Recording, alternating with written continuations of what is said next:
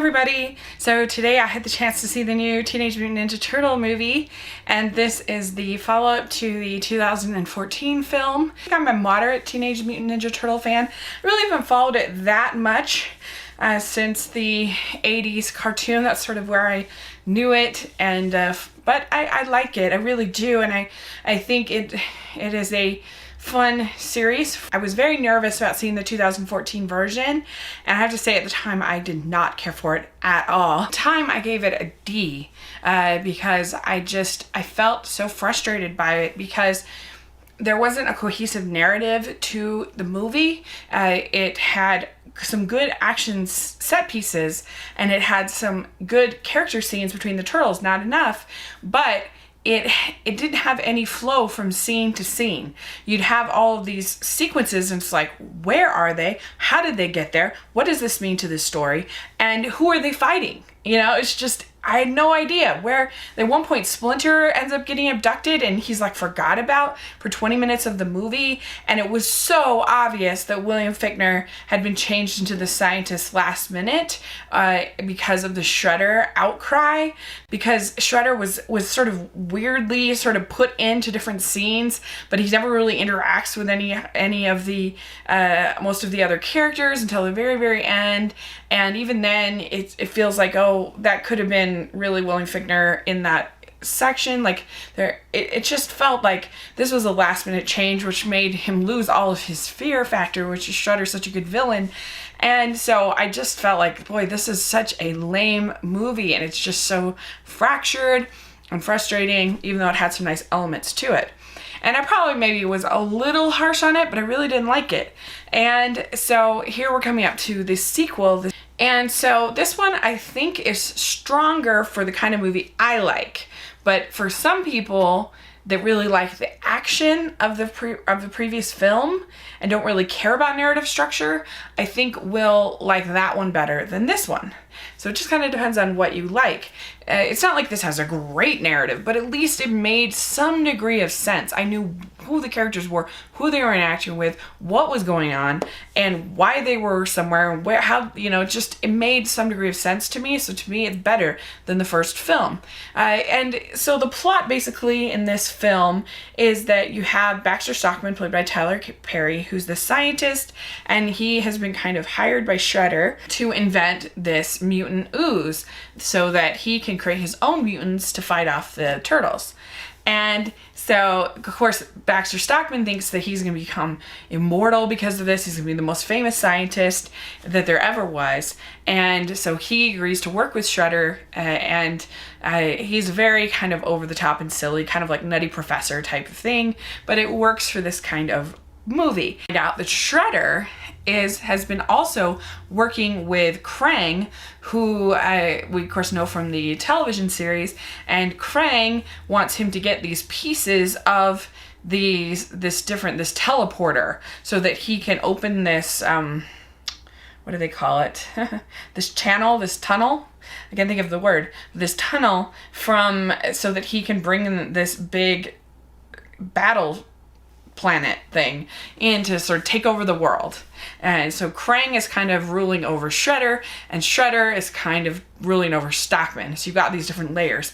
Well, since the first film, the turtles are kind of more secretive than ever before, which I don't really understand, because in the first film you had all of these people that were cheering the turtles on at I think it's Empire State Building, that are there, that there's news people covering it, like it was a pretty public event what happened. So that's strange, but evidently they somehow managed to configure everything so that the Will Arnett character ends up getting all of the credit. I think his name is Vernon. He gets the credit, and so his new name is the Falcon, and he even gets a key to the city at one point, so that the turtles can still be underground and everything like that. Well, they have this division between the four of them that basically, like, two of them kind of want more of a life outside of the sewer, and two of them want to remain private. And well, Michelangelo and Raphael are the ones that are kind of getting antsy,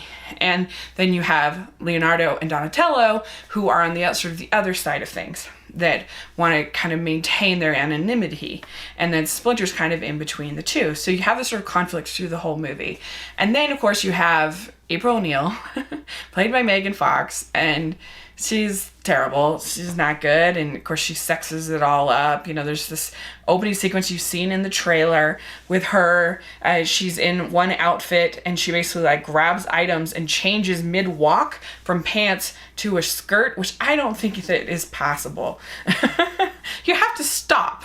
Like, it doesn't work. Like, and anyway, so that she can get this drive off of this guy. I have Stephen Amell, who plays Casey Jones, and he does not have the mask on for very much at all, but he does have a couple sequences where he uses hockey stick kind of thing and uses hockey pucks to fight the bad guys. So I guess that's okay. I thought he was fine. He was kind of charming and fun. And so basically, like, April and the Turtles start to sort of investigate this ooze, investigate Baxter Stockman, what's going on. And of course with Shredder ends up escaping from prison. And so they have to kind of, there's the Foot Clan and everything like that. So that's kind of the basic of the story. Well, so here's some positive things about it. I felt like it was finally a comic book movie that was really for kids.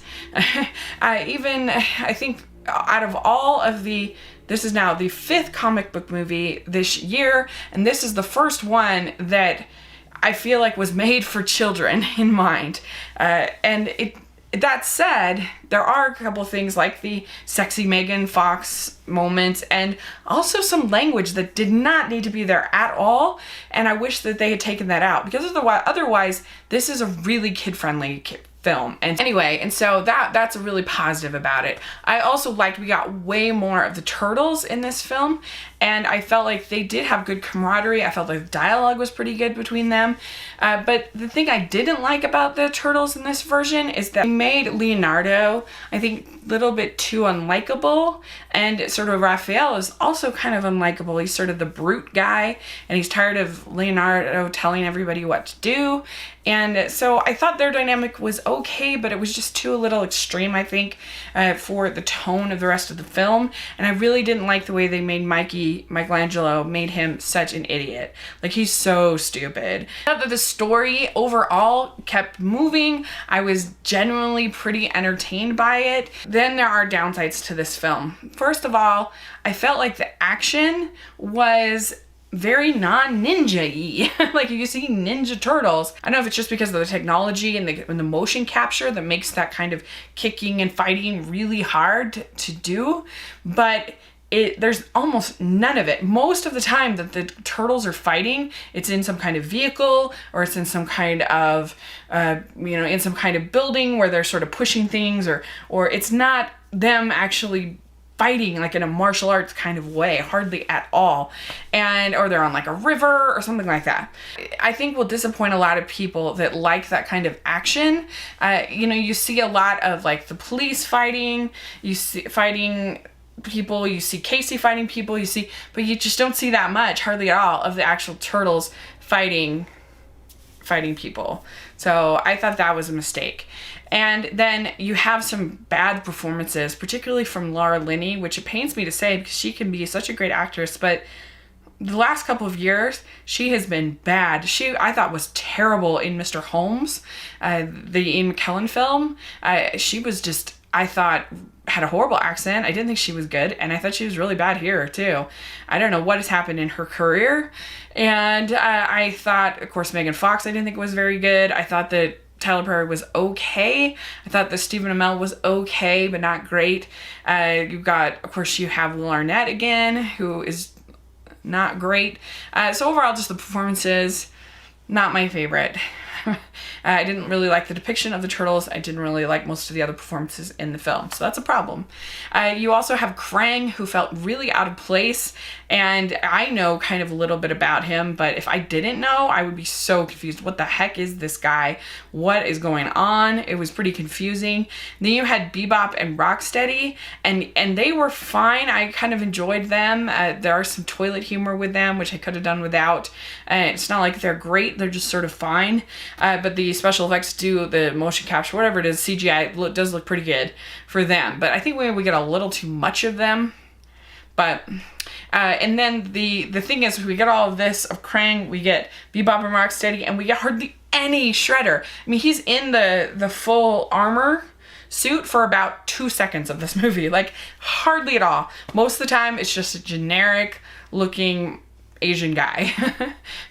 And he's kind of ruled over by Krang in this, but neither one is sort of sufficiently developed, and so it is sort of frustrating on that level. But that said, it's an enjoyable film for little kids. That there's some fun action, there's some fun banter between the brothers, there's a nice message at the end about being your true self and forgiving other people and all of that, so that's good. And I don't think the parents will be miserable in it. Maybe I'm wrong, but I thought it was watchable. I enjoyed it for what it is, but I don't think it's necessarily a good movie, if that makes sense. So I'm gonna give... It's a hard one to grade because I do think it is better in most ways than the last one, but I still think it has problems. So I'm going to give Teenage Mutant Ninja Turtles 2 Out of the Shadows. I'm going to give it a C. I feel like that is fair. I feel like it's an average, enjoyable film, and but got problems. So let me know what you think if you get to see it. And thanks so much. Please subscribe to my channel. I'll talk to you later. Bye.